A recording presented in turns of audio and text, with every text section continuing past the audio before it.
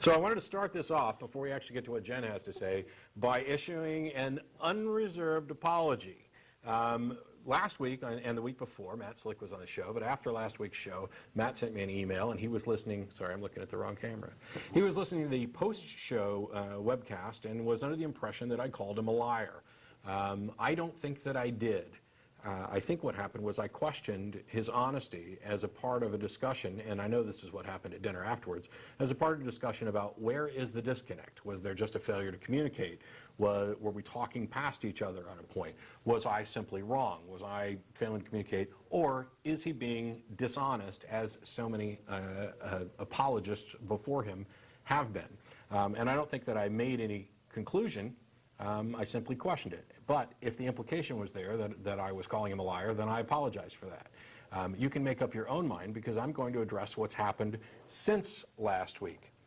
When you're presenting a logical argument, you have the burden of proof. That's in fact the entire goal here. You have something that you're trying to convince someone from, and the argument itself is your attempt to meet that burden of proof.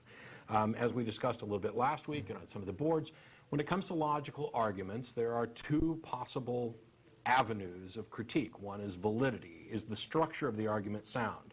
And in a validly structured argument, true premises always lead to true conclusions. In a logically invalid structure, you can't tell whether the conclusion is true or false because the structure is invalid. True premises might lead to a true conclusion. They might lead to a false one. False premises could lead to a true one. So if it's invalid, you pretty much need to stop, restructure the argument so that it is valid, so that you can continue, because you're wasting your time. The other avenue of approach is to address the soundness, which goes to the content of the argument. For example, I might reject a premise. If you're the one who's making the argument and somebody rejects your premise, you then have the burden of proof to demonstrate that your premise is true, to get them to accept it. If they don't, if they're just staunchly, no, there's nothing you can do, I'm just not going to accept your premise, okay, then there's no point in really continuing. I mean, you're either not discussing with someone who's rational, or you are unable to make your case, and there's no point in continuing, which is one of the reasons why I put a stop to the call at the point that I did last week. Last week, I demonstrated both of those with regard to the written version of TAG that was up on Matt Slick's website. Actually, it's carm.org, C-A-R-M.org, it's Christian Apologetics Resource Ministry. I demonstrated a structural invalidity in a particular section that deals with, and the basic structure was logical thoughts are conceptual. They are based on these logical absolutes, and therefore the logical absolutes are conceptual. That is structurally invalid, and to demonstrate this, I used another example, which is I have a concept of an apple, therefore the apple is also conceptual. That demonstrates that there's something wrong there, and it turns out to be a structural invalidity. I also questioned the sound of the argument by objecting to a particular premise, and that premise was that everything is either physical or conceptual.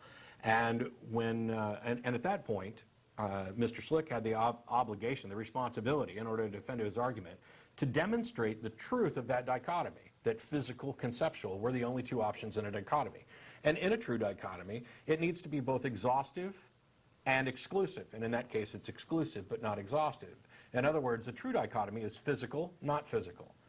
And it's true that conceptual is not physical, but conceptual isn't the only thing in not physical. As a matter of fact, you could point out that the conceptual necessarily is contingent upon the physical, because concepts require minds which are physical.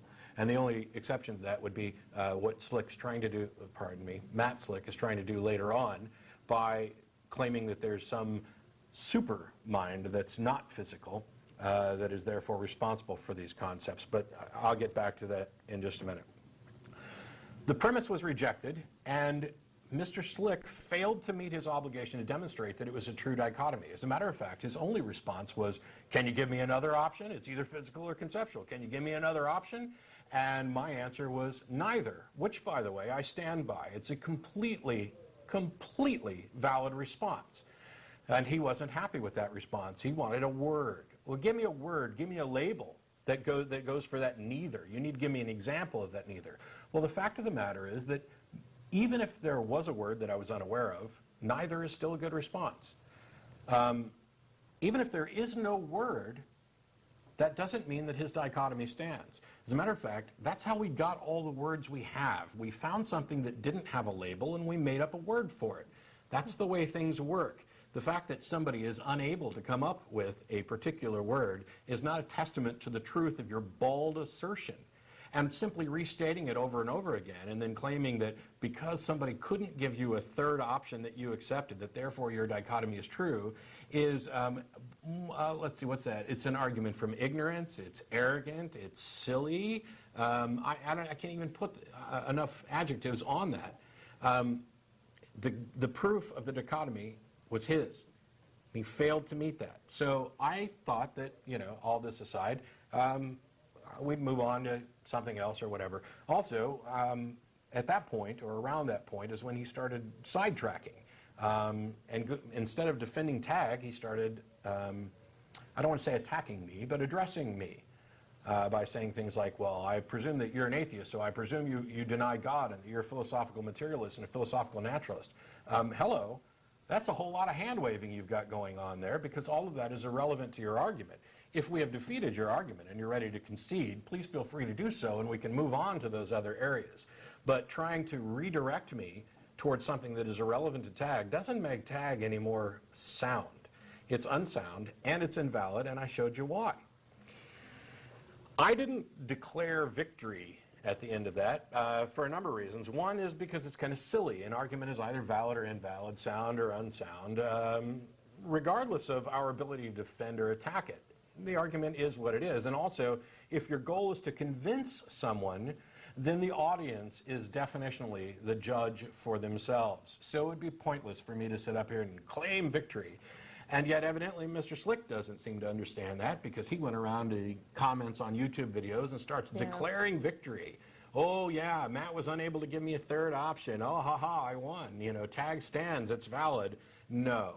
Not only is that childish, but it demonstrates that you're not arguing honestly.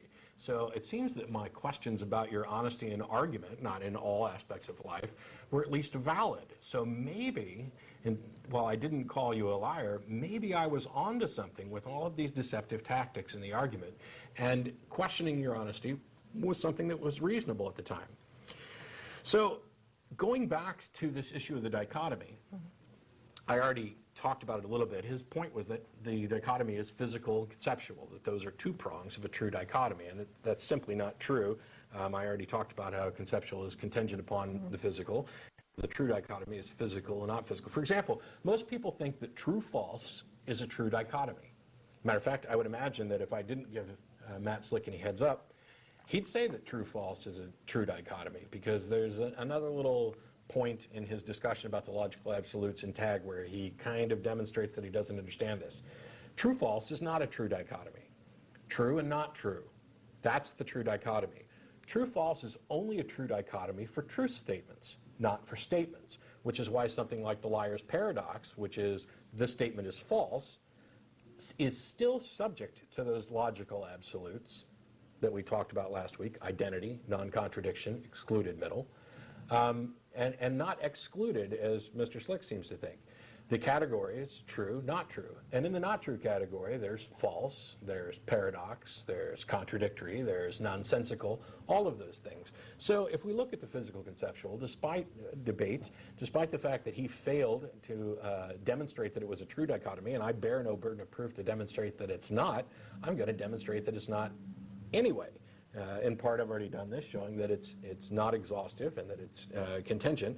But the other aspect of this is, well, actually, that is the demonstration. I kind of got ahead of myself there. That the true dichotomy is physical, not physical. The conceptual is, in fact, not physical, but it's contingent upon the physical. And conceptual isn't the only thing that is not physical. And I don't want to confuse people too much here, so let me speed this along. Third option words, there were a number of suggestions. Intrinsic was a good one that came in, but there was one word that was already agreed upon within the scope of the debate. Its application was agreed upon, its definition was agreed upon, it's right there in the name of his argument. It was already listed as an attribute of these logical absolutes, and that word is transcendent. In that case, physical, conceptual, your third option is transcendent, if you're happy with that.